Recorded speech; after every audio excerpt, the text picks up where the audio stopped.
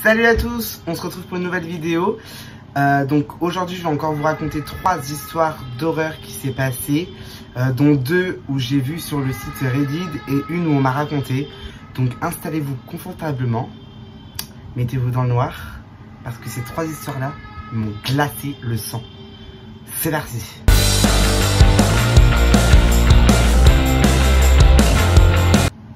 Première histoire. Donc on se retrouve avec une Amy qui a 21 ans aujourd'hui à l'heure où elle dit son histoire. Donc du coup cette histoire s'est passée en 2009. Elle n'avait que 10 ans. Déjà c'est chaud de vivre ça à 10 ans genre.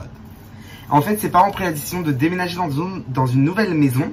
Et arrivée à cette maison là, en fait dans sa nouvelle chambre, elle décide de mettre son lit à côté de sa chaîne stéréo. Et en fait dans cette chaîne stéréo il y a toujours son CD qu'elle adore. Et en fait elle est toujours branchée, elle ne le branche jamais la nuit. Mais il est éteint. C'est très important d'entendre qu'il est éteint. Une nuit où elle s'endort paisiblement, donc elle kiffe sa nuit, la meuf elle est là en mode oh, je dors, je compte les moutons et tout. Sauf que sa chaîne stéréo s'allume. Et c'est le CD qu'il y est dedans qui est en route. Tout d'abord elle essaie de baisser le son et en fait le son augmentait. Elle a essayé de l'éteindre, ça se rallumait. Elle flippait, genre en mode mais moi à 10 ans ça m'arrive, je pars en courant, je jure, j'appelle les flics carrément. Et là non en fait, elle a juste voulu baisser et en fait ça marchait tellement pas qu'elle a essayé de l'éteindre, ça marchait pas non plus, elle l'a débranché et depuis plus rien. Juste ça, genre en mode déjà 2 ans c'est cool. 2 ans dans laquelle elle n'a jamais rebranché sa stéréo parce qu'elle kiffe elle kiffe et elle a peur en même temps, genre en mode, vous savez quand il y a en mode, ah c'est drôle quand il m'arrive des trucs chauds, mais en même temps tu as peur, genre tu sais plus quoi faire. Donc du coup elle n'a jamais rebranché ses stéréos. Mais les manifestations nocturnes se font de plus en plus régulières. Déjà elle dit qu'elle a des sentiments de présence dans sa chambre, genre elle se sent observée. Quand on a l'impression qu'on lui tire sa couette, genre en fait quand elle met pas bien sa couette, quelqu'un en fait a l'impression que quelqu'un lui remet. Elle a l'impression qu'il y a quelqu'un qui est toujours assis au bord de son lit. Et elle dit en fait un soir d'été lorsqu'elle dormait avec un ventilo, en fait elle s'est réveillée parce que il faisait un bruit hyper flippant et hyper bizarre son ventilo. Du coup elle ne s'est jamais rendormie avec le ventilo. Genre depuis c'est une peur bleue. Et genre à l'heure où je vous raconte cette histoire là, il y a mon ventilo qui est juste à côté en route. Il va se mettre à faire des trucs chelous. Ça y est, je vais flipper, je deviens parano, mon dieu. Donc bah voilà, elle ne le rebranche plus, elle ne veut plus, il ne fonctionne plus. Elle dit que quand elle a essayé de le redémarrer devant ses parents, il ne fonctionne plus. Après, il y a d'autres faits aussi, genre elle s'est retrouvée enfermée dans sa propre chambre avec son ami. Genre, sa porte était fermée à la clé, elle n'avait pas la clé, genre, elle s'est retrouvée enfermée.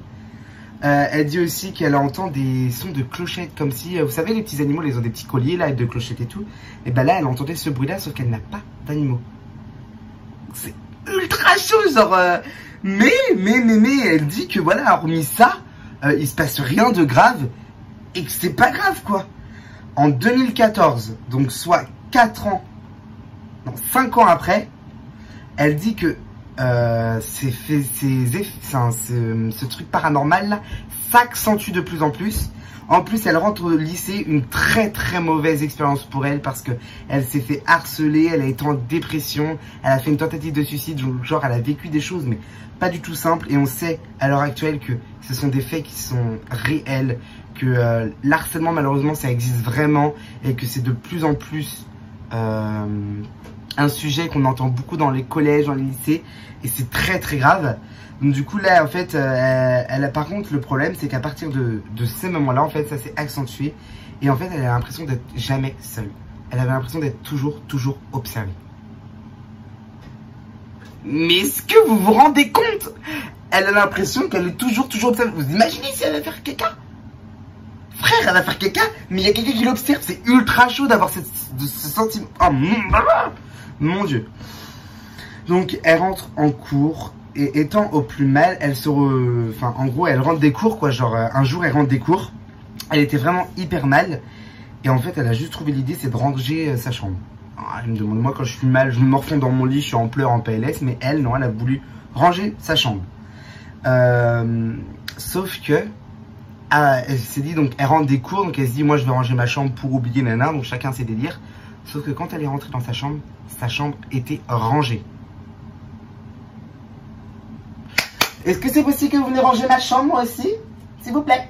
S'il vous plaît. Non mais c'est chaud, genre... Ah, j'aime pas ça. Elle voulait ranger, en fait, elle a des trophées de son sport et tout. Et donc du coup, elle voulait les ranger symétriquement, tout ça, mais elle n'arrivait pas, donc ça l'a gonflé, elle s'énervait parce qu'elle n'arrivait pas et tout, elle perdait patience. Du coup, elle a dit, bah vas-y, c'est bon, je vais manger, je m'occuperai de ça après, basta. Elle revient dans sa chambre après avoir mangé. Ses trophées étaient rangés symétriquement parlant. Étaient bien ordonnés et tout. La poussière a été faite, enfin s'il vous plaît. Genre en fait, la personne qui est là, qui est près d'elle, en fait c'est une femme de ménage, clairement, sans être méchant, mais c'est vrai. Genre en mode, elle lui range sa chambre, genre en mode, qui fait ça? Et donc du coup, bah voilà, après donc ça se passe tout ça. Durant une période, elle a carrément eu des sentiments où elle sentait qu'on la caressait. Chaque soir, devant sa porte, il y avait une silhouette. Et quand elle passait devant sa porte et tout, elle a l'impression vraiment qu'elle voyait cette silhouette-là. Mais le pire, c'est que quand elle regardait bien, elle voyait la silhouette s'avancer et passer à travers la porte. Là, on est dans quelque chose où c'est chaud. Du coup, bah, cette gamine qui a que, attends, 5 ans après, elle avait 9 ans. Elle avait 14 ans, s'il vous plaît. Elle dit bah là qu'elle commençait vraiment de plus en plus à se flipper quoi. Elle avait toujours l'impression d'avoir froid, que quelqu'un l'observait, elle se sentait oppressée et tout par cette présence en fait. Et du coup elle commençait à se convaincre à haute voix qu'il y avait personne, que genre c'était faux, que c'était son imagination et tout. Sauf qu'au bout de 5 minutes quand elle disait ça dans sa tête, des ampoules s'allumaient, s'éteignaient, enfin en gros les lumières de sa chambre s'allumaient, s'éteignaient et explosaient, c'est-à-dire elle pétait quoi. Depuis là, elle le dit en fait 2-3 ans après, en fait, elle était vraiment au plus mal. Franchement, elle avait marre, elle était en dépression. Elle a essayé de faire une tentative de suicide. Et en fait, au moment où elle comptait passer à l'acte, sa porte a claqué un grand coup. Sa lumière s'est allumée intensivement et a pété au-dessus d'elle. Et en fait, depuis, bah, elle a arrêté tout ça, elle a raconté à ses parents ça. Elle a vraiment eu peur. Et en fait, depuis ce moment-là où elle a dit « c'est bon, j'arrête mes conneries, je reprends ma vie en main », plus rien. Elle a vécu beaucoup d'expériences paranormales. Là, je le lis actuellement avec vous. Et elle dit que sa théorie de ce qui s'est passé en 2015, c'est que l'entité était protectrice envers elle et elle ne lui voulait pas de mal. Et que c'est pour ça qu'elle a pris soin d'elle. Genre en mode ranger sa chambre, on voit pas le rapport, mais c'est ultra chaud. Par contre, l'entité qu'il y avait en 2009-2011, elle dit qu'il n'y a pas d'explication, mais qu'elle était sûre, c'est que cette personne lui voulait du mal. Sérieux? Mais moi ça m'arrive, mais je me tire une balle. Bah c'est ce qu'elle a essayé de faire, mais bon, moi non. Oh, faut pas en rigoler, là, c'est vraiment pas drôle. Oh, je suis mauvaise langue. Bref, on passe à la deuxième. Par contre, si vous avez des théories sur ce qui s'est passé pour elle, même, mais dites-les moi en commentaire, je veux tout savoir, genre c'est ultra chaud. On passe à la deuxième histoire, histoire d'appartement. Elle dit que c'est pas la première fois que ça lui arrive, qu'elle a déjà raconté des histoires très courtes et très bizarres, mais là, ce qui lui est passé dans son nouvel immeuble, il y a 2 mois environ, c'est hyper chaud. Parfois, elle pouvait voir des ombres qui bougeaient. En fait, elle explique bien que c'est pas les ombres comme nous on peut faire avec nos mains et tout. Là, c'est des ombres qu'elle dit. C'est un truc à part. Genre, c'est vraiment des ombres très bizarres. Elle a toujours pensé que c'était quelqu'un de sa famille. Elle avait l'impression que voilà, c'était une blague qu'on lui faisait. Et en fait, cette personne-là, je crois qu'on va l'appeler Lila. Lila, en fait, franchement, elle voyait en fait du coin de l'œil qu'en fait quelqu'un l'observait, des yeux jaunes ou autre, mais quelqu'un l'observait. Du coup, bah, elle savait pas trop quoi penser, quoi. Son père à qui elle a raconté tout ça, son père ne la croit pas. Il ne veut pas en entendre parler et tout. Qu'elle essaye de lui dire que vraiment ça l'a fait peur et que elle comprend pas ce qui se passe et tout, mais son père ne veut pas entendre parler. Alors, en gros, elle en a parlé à sa mère. Sa mère lui a raconté tout ce qui s'était passé, tout ça. Et en fait, à ce moment-là, dans ce qui s'est passé, c'est qu'elle lui raconte tout ce qui s'est passé. Et en fait, sa mère la croit. Sa mère pense que l'immeuble est vraiment hanté. Son père qui payait le parking, et puis sa mère avec qui elle était et tout ça, et ben en fait, il marchait pour aller en direction de leur appart. Et d'un coup, en fait, sa mère qui avait une capuche, s'est en fait senti faire tirer les cheveux violemment avec la capuche. Et en fait, au moment où elle s'est retournée, elle voit qu'il n'y a personne derrière elle. Sa mère qui dit ok, bon, on va respirer un grand coup, ce n'est rien, souffle, fais le petit chien comme si t'accouchais, ce n'est rien. Alors moi j'ai marqué ça, je me barre de l'hôtel, enfin je me barre de l'appartement, je déménage, je fais quelque chose. Elle dit qu'à l'heure actuelle, il se passe toujours ce genre de phénomène, mais qu'elle n'en sait pas plus tout ça, son père ne veut pas déménager. Elle dit bien que par moment, quand ils ont terminé par exemple les restes enfin par exemple ils mangent, il reste des restes et qu'ils les jettent à la poubelle. Le lendemain en fait tout va être étalé sur la table. Elle dit que qu'il y a des choses par exemple des couteaux qui se retrouvaient par terre et tout, mais what, des couteaux, mais moi je pars, enfin les couteaux, qu'est-ce qu'ils foutent par terre, qu'est-ce qu'ils foutent par-ci par-là, tout ça. Elle dit bien qu'elle a même retrouvé un couteau au-dessus de la porte de ses toilettes.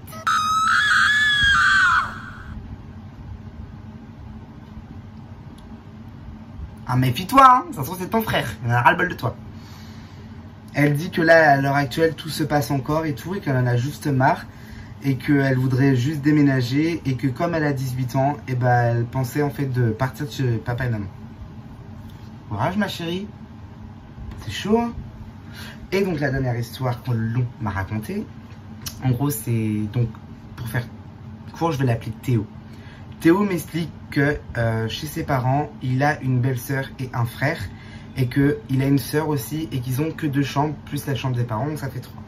Du coup, avant son frère partageait la chambre avec justement ce Théo-là, et que du coup, depuis que sa belle-sœur vient dormir à la maison, il va dormir dans la chambre de sa sœur va dormir dans la chambre avec ses parents, et du coup, bah, sa belle-sœur et son frère se retrouvent dans sa chambre à lui.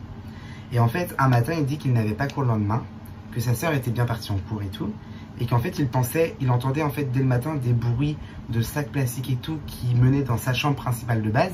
Et donc du coup bah il s'est dit bah tiens, il y a encore ma belle-sœur, mon frère, je vais aller les voir pour leur dire bonjour et tout. En fait il a frappé dans la chambre, pas de réponse. Il a ouvert un grand coup la chambre, il n'y avait personne. Il s'est dit putain, j'ai pas halluciné quand même, j'entendais des bruits de pas, j'entendais des sacs volés et tout. Il fait non, il y a quelqu'un, c'est obligé et tout. Donc du coup il décide d'aller voir son père qui normalement était censé être là pour lui dans la logique des choses étant donné qu'il travaille de nuit. Son père était normalement censé être dans sa chambre du coup, mais quand il a regardé dans sa chambre, personne. Il se dit vas-y, c'est bon, faut arrêter, c'est une blague qu'on me fait, ils sont en bas et tout. Du coup bah, ce Théo là descend en 4x4 les marches, tout ça, en bas. Il réalise que personne est là. Il regarde dehors, tout ça, il voit que les voitures ne sont pas là. Donc les voitures de son frère, les voitures de son père ou de sa mère et tout, personne est à la maison. Au moment où il referme la porte, où il a l'impression d'être observé, oppressé et tout, il était vraiment mal. Il entend quelqu'un courir en haut dans son couloir. Mais moi, je pars en courant, je quitte cette baraque hantée, je me barre. Je cherche pas. Mais non, lui, il a plus de coronesses que moi parce qu'il monte. Il décide de prendre son courage à deux mains et il monte en haut. Arrivé en haut, plus aucun bruit. Plus aucun bruit. Au moment où il veut redescendre les escaliers, je vous jure, il se fait pousser dans les escaliers.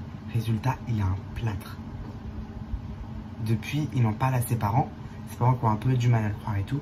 Et depuis, il me dit bien que ce qu'il vit, c'est de pire en pire. C'est-à-dire les portes qui claquent toutes seules, des traces de mains qu'il a sur ses murs et tout, des bruits, il a l'impression qu'on l'appelle, qu'on rigole, Et franchement, il a l'impression vraiment qu'il y a plein de gens qui vivent près de lui et qui se moquent de lui. J'ai plus de voix, je sais plus quoi penser. C'est ultra chaud. Ultra chaud. C'est la fin de ces 3 petites histoires. J'espère que ça vous aura plu, que ça vous aura mis un peu de frisson quand même. Parce que moi, je vous jure, là, je suis dans ma chambre, dans le rouge et tout. Mais après, je vais dormir avec la lumière tellement je flippe sa mère. Du coup, n'hésitez pas à vous abonner et à liker et à commenter, ça me ferait grave plaisir. Dites-moi ce que vous en pensez. Et du coup pour la prochaine vidéo, je voudrais faire encore des threads d'horreur mais avec vos histoires à vous. Donc je compte sur vous pour venir sur mon Instagram qui est maxou491 et venez dans mes DM et racontez-moi vos histoires les pires, les trucs de ouf que vous avez vécu, que je lirai attentivement et que si vous l'acceptez, je parlerai dans mes vidéos YouTube. Du coup, n'hésitez pas et moi je vous laisse. Bisous bisous.